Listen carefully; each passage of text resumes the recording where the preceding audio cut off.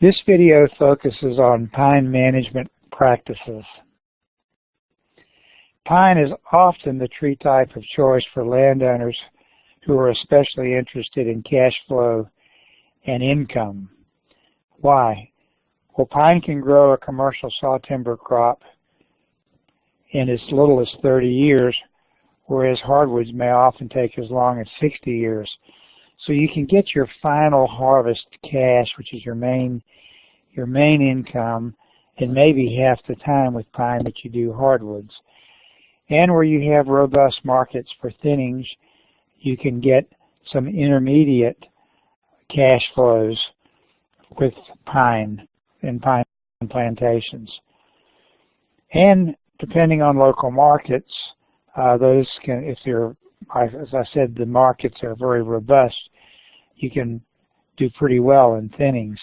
We've noted before that our incomes from pine thinnings have gone up over the years, whereas the sawtimber markets have tended to come down. So there are better and better reasons to be able to get a thinning done and get it done by a good contractor and getting it done on time.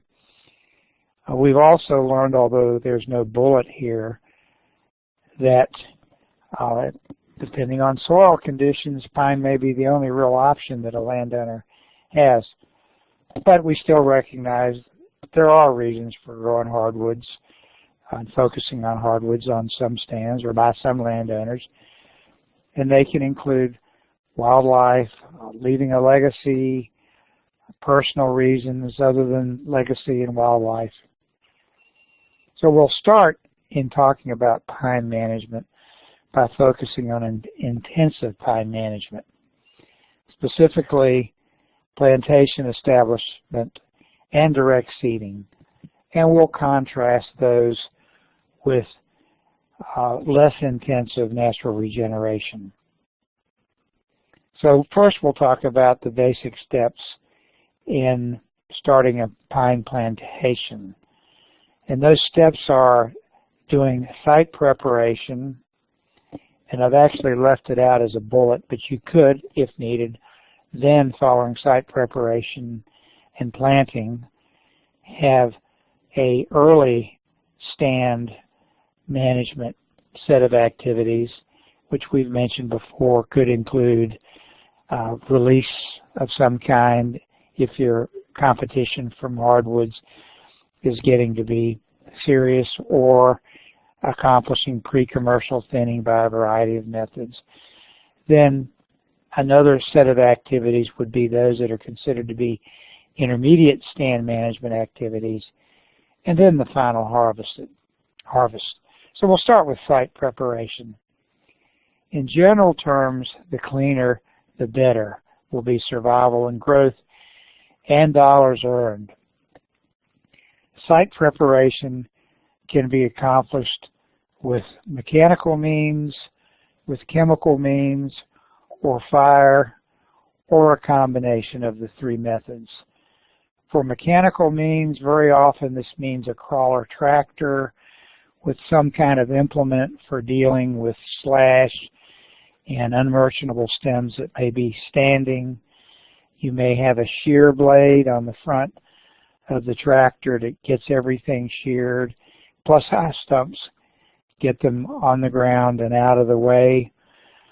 The machine may also be towing a large steel drum filled with water for weight with fins on it that compresses the slash and therefore allowing the slash to carry a fire better if that's a plan to be used. There are also chemical methods of doing site preparation. The chemicals and time of application may be based on trying to control herbaceous material in grass, depending on when the final harvest was done and the kind of soils, or it may be to control hardwoods from stump sprouts or chopped up root systems. And sometimes with some good utilization of the final harvest a landowner may be able to get by with the just use of fire. But it's important to note that all of these activities require money out of the pocket of the landowner, money that's tied up and can't be used by the landowner for other types of investment, and that may not be recovered until the first thinning or even the final harvest. So the judicious forester is not going to recommend an intensity of site preparation than any more than it's going to take to get the job done. Some sites that we've been working on in one of our studies, an extension in the coastal plain, and sites, industry sites similar to our Hoffman Forest, the site preparation methods that were used following harvest started with shearing, which was a crawler tractor with a shearing blade on the front to sever remaining stems not used and stumps, followed by an application of herbicides to control grass and herbaceous material, and then the bedding plow was used as a third site preparation technique to create beds to plant the seedlings on, so the seedlings get established above the water table, followed by an aerial application of herbicides later to control hardwoods that come back from stump sprouts.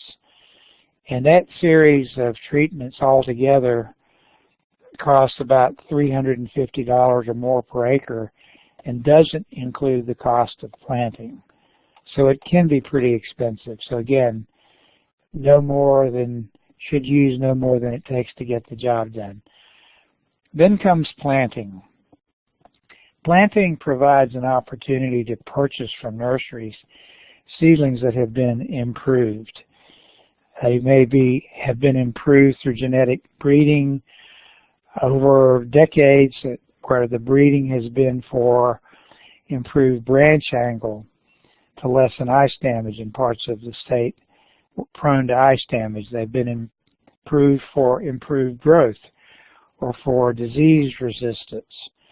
They may even be selected as clones, and they provide some control for planting, that is, provides some control over spacing, because you plant on a grid basis at a certain number of trees per acre. We tend now to recommend planting about 450, maybe 500 trees per acre, whereas we used to plant 650 to 700 trees per acre.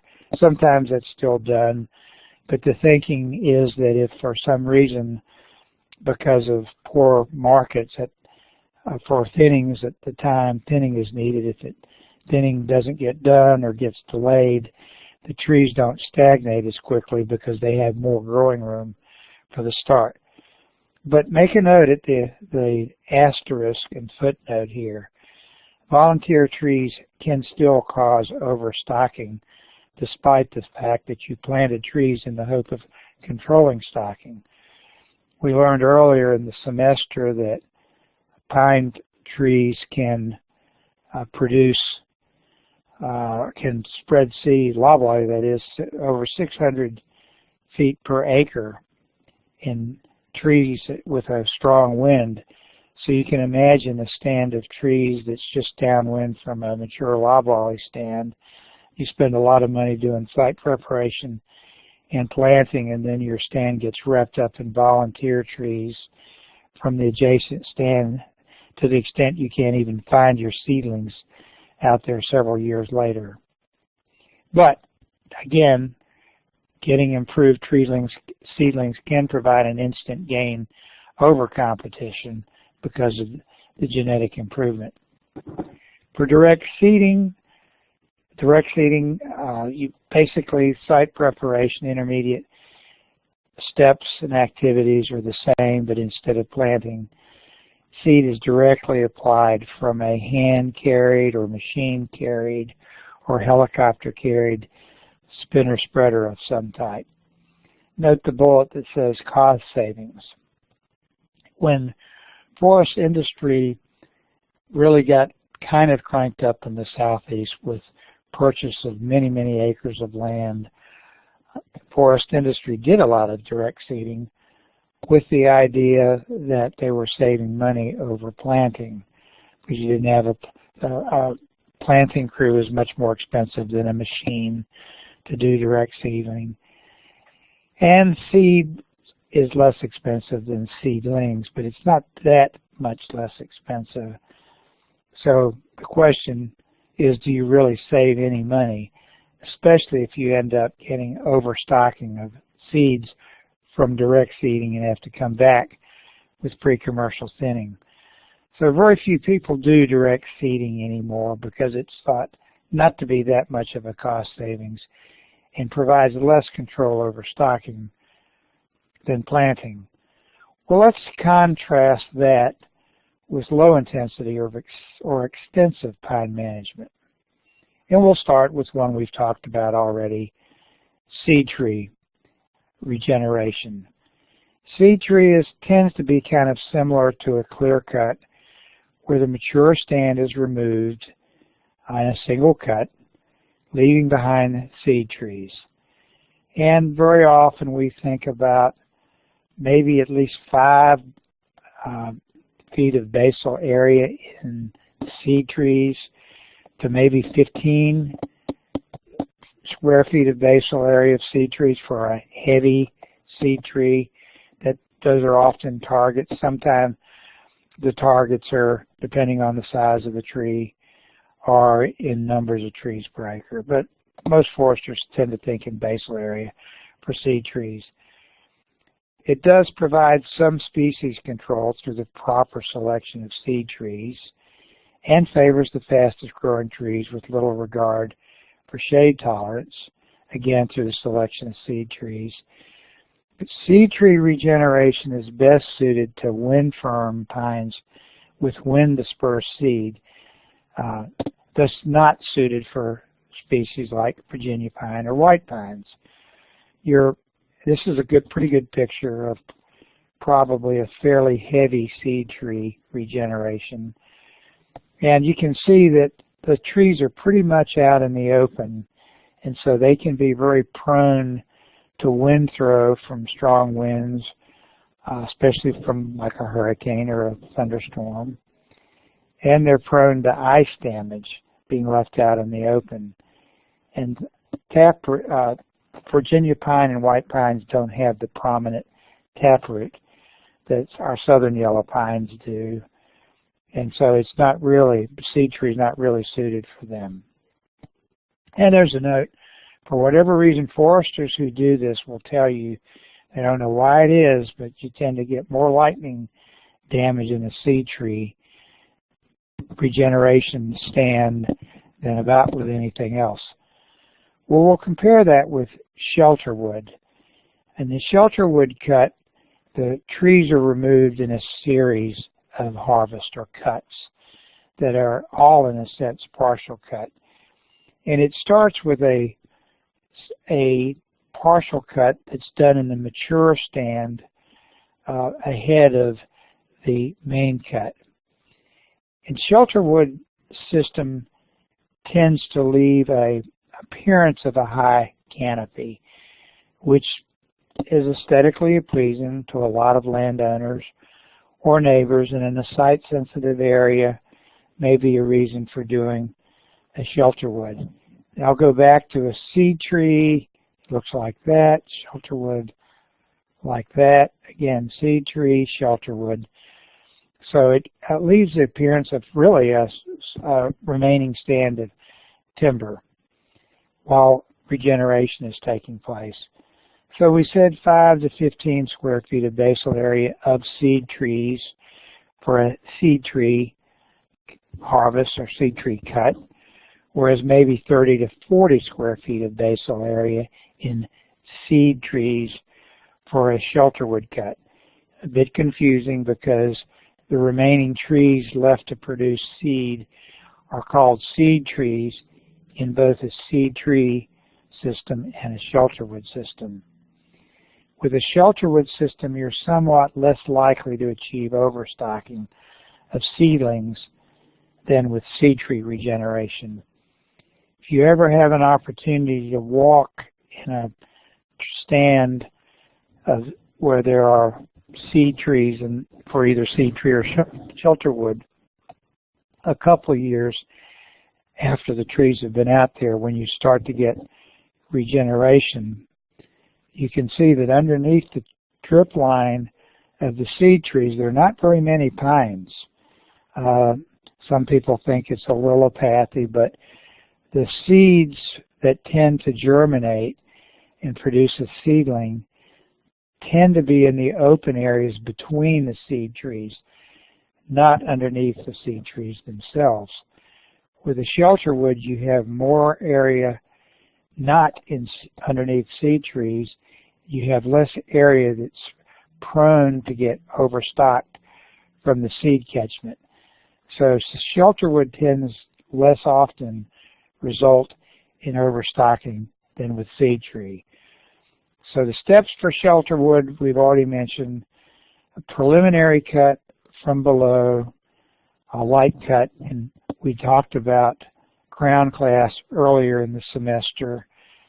So in this preliminary cut that's done 3 to 10 years ahead of the main cut, which is called an intermediate cut, these are likely intermediate or suppressed trees that are being taken out. And that pretty light cut that is done from below the main canopy, that's what below means, tends to stimulate flower production in the trees that are remaining. It takes a good 2 growing seasons for a cone to be produced from a flower, and a year or 2 following some stimulating activity to produce more flowering. So if you're going to stimulate flowering and then seed production by doing this preliminary cut from below, you can see why it needs to be done 3 to 10 years of your main harvest, which is called your intermediate cut.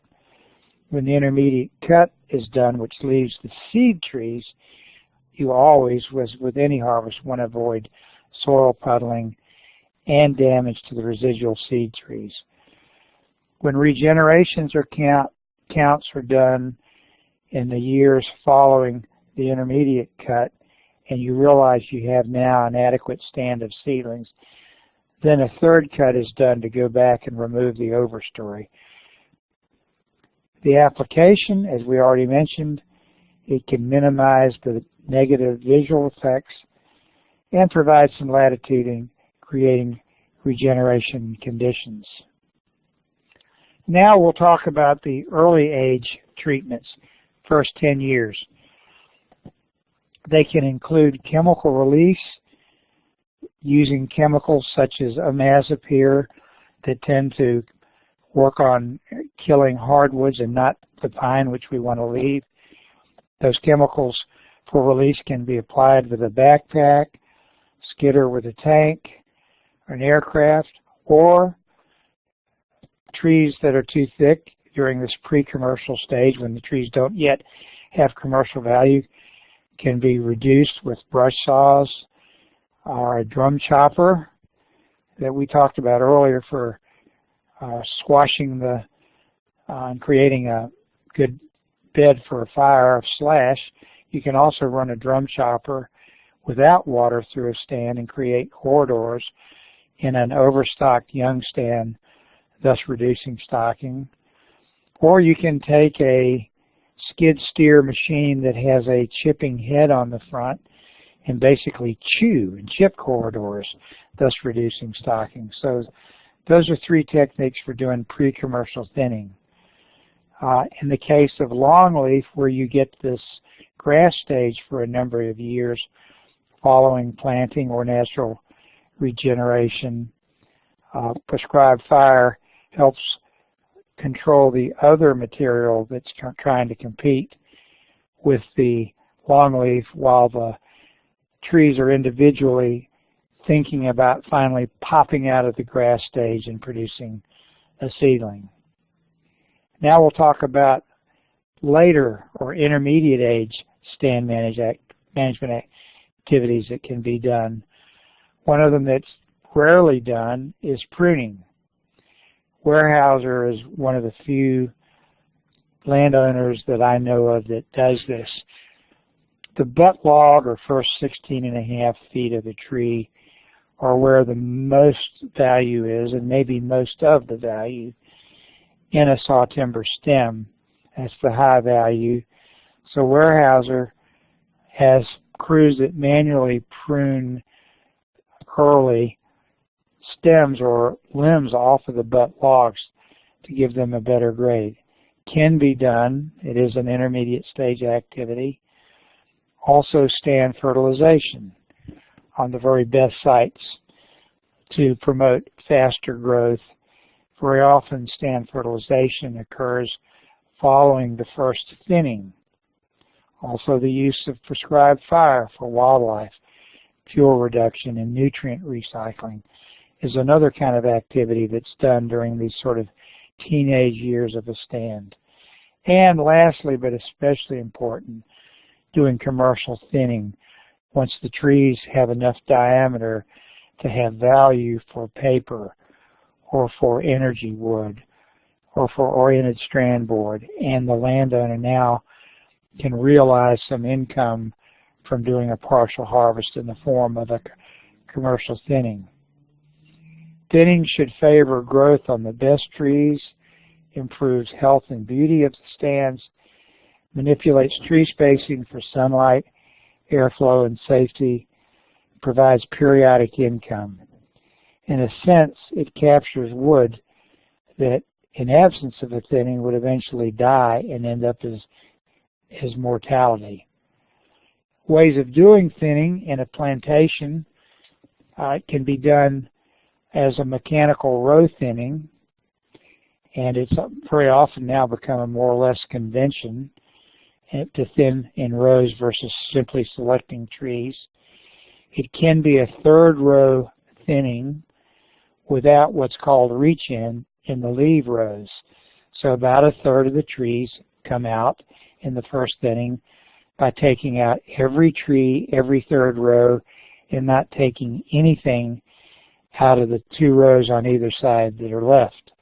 So it reduces by about a third the number of trees out in the stand and provides some income.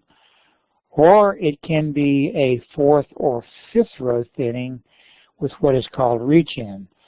So every tree in the 4th or 5th row is taken out, and then the operator reaches in to the rows that are left and hopefully takes out diseased or poorly formed trees, taking out about as many trees overall is with a 4th or 5th with reach-in as you do in a 3rd row. 2 thinnings are often possible on good managed stands, and when that's done and done at the right time, most of the material taken out in the first thinning, it could be as early as 12 or 13 years. It's often more like maybe 15 to 17, but that material is likely to be all pulpwood, and maybe a little bit of chip and saw, with chip and saw being somewhat larger diameter and straight stems where the center of the tree is cut for basically wall studs and the rest of the tree is chipped for paper, and it represents a blended price product that's more valuable than pulpwood. So pulpwood and maybe some chip and saw tend to be the first thinning. A second thinning later on is hopefully now mostly chip and saw and some small saw timber with maybe a little bit of pulpwood. And with that, we have the end of the video.